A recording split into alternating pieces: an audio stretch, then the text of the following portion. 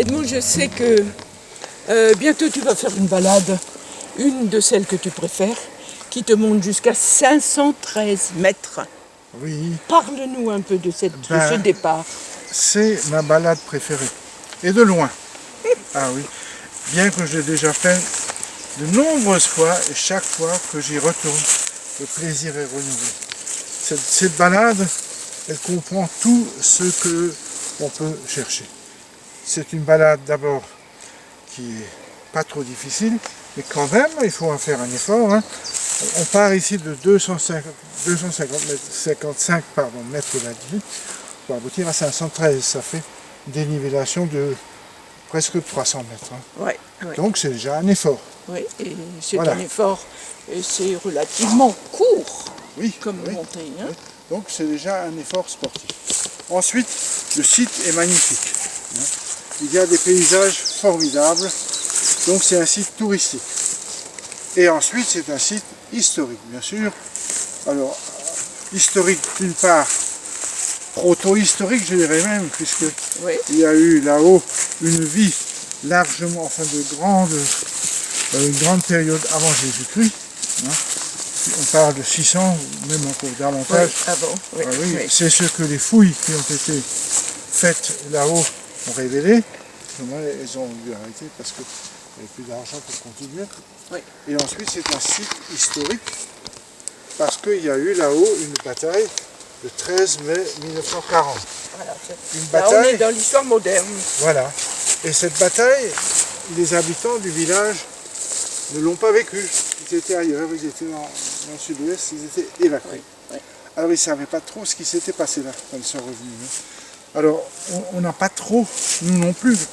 À l'école, n'est-ce pas, vous savez qu'il y avait une croix là-haut qui était là en mémoire des soldats qui sont tombés, mais on ne savait pas trop de quoi il s'agissait. Et entre-temps, donc, on a profité des recherches de notre ami Gérard Forch, n'est-ce pas, pour en savoir... Qui est aussi un homme du terroir. Oui, pour en savoir plus. Hein. Donc c'est une bataille qui a eu lieu à une période, dès le début de la guerre, hein, qui n'a pas joué un grand rôle, mais il y a quand même une centaine de victimes hein, du côté allemand. Oui, alors Edmond, je sais que tu as toute cette histoire en toi.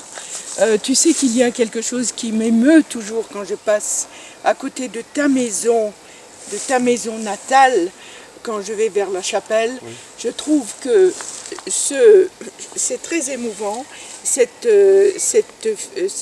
petit garçon que tu étais, qui est maintenant un papy à la barbe et aux cheveux blancs, qui donne la main à son père.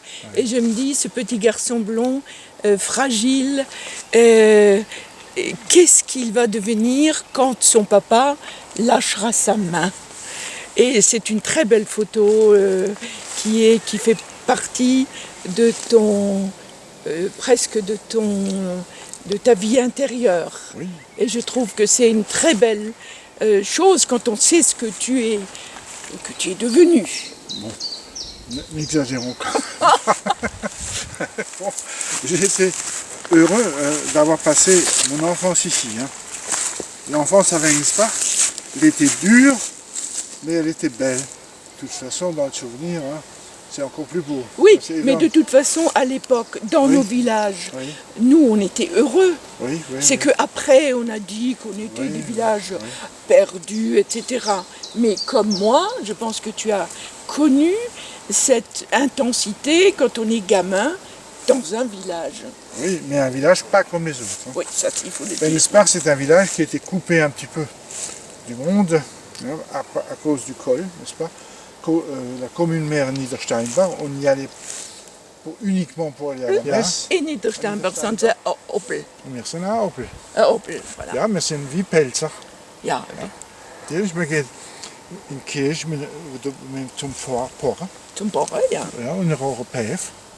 Ja, wir gehen zum Pfarrer. Ja, een rauche Pief. Een rauche Pief, ja. Ja, in Schönau nicht, haben sie fast, das ist auf der anderen Seite, von der Grenze fast selbe Sprache wie wir. Ja. wir sind eher mehr ähnlich, Schenauer Spur. Verbunden mit Schenau, ja. Also was wir beide, weil ich bin von Obersteinbach, du bist von der Wengelsbach, was wir wissen, ist, dass wir Grenzkinder sind. Wir sind Grenzmenschen. Immer sind wir einmal hiven, einmal driven, mal haben wir so geredet, einmal hat man nicht mehr Deutsch dürfen reden, nicht mehr Elsässisch dürfen reden. Wir wissen, dass überall Grenzsteine stehen. Ja. Und wenn du auf den Maimond gehst, natürlich, so stehen die alten Grenzsteine. Ja. Und das ist doch etwas wie Hitze das. Wir meinen, es ist überholt, die Grenze. Wir hoffen es. Aber da sieht man, wie unser Land geteilt ist worden. Ja. Die Grenzsteine, die sind 1826 sind sie gesetzt worden. Ja. Und jetzt Hitze das nicht. Ist kein Grenz mehr, kein richtiger, aber es hat trotzdem historischen Sinn. Nicht? Sternbach, Ober- und Nieder- und Wengelsbach sind zu Bayern, haben sie gehört, eine Zeit lang. Ja. Von 1815 bis 25, das ist 10 Jahre lang. Ja, ganz und genau. Und dann sind wir wieder, haben sie einen Tisch gemacht. Nicht? Ja.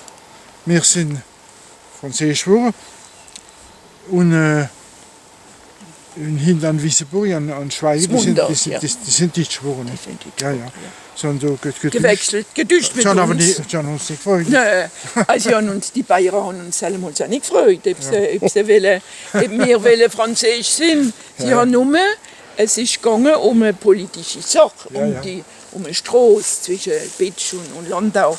Aber nur für zu sagen, Edmund, wir sind von diesen Menschen, die wissen, was Frieden bedeutet und was man aufbauen muss und was man, du hast dein ganzes Leben gemacht, als Lehrer, als Papa, als Lehrer, als Maire. Du bist ein Citoyen de la République remarquable. Ja. Du hast so viel gern aus die Demokratie und aus die Welt sich immer wieder verbessern kann. Ich wollte gerade süß sagen, ich bin 150%iger Europäer. Ja. Du kann ich nichts. Ich bin für Europa, ich habe die Grenze noch im Krieg noch erlebt, das lüge ich nicht, wie die Zöllner gekommen sind, mit einem großen Wolfshund. Ja. Und dann jedes Mal gefragt, wo wollt ihr hin? Was habt ihr gekauft? Ja.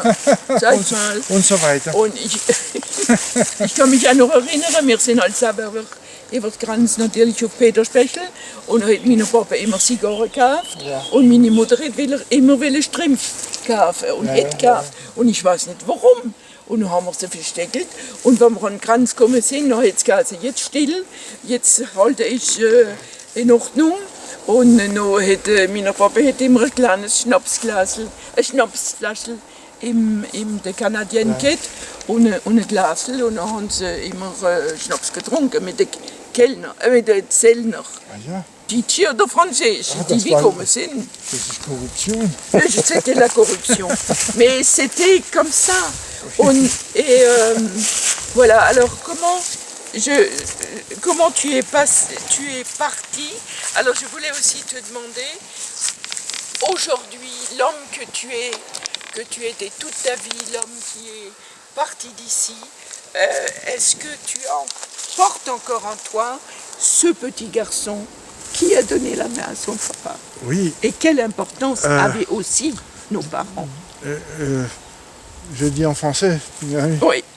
Durant ma jeunesse, c'est une maladie de ma mère qui m'a obligé de partir avec tous mes frères ailleurs.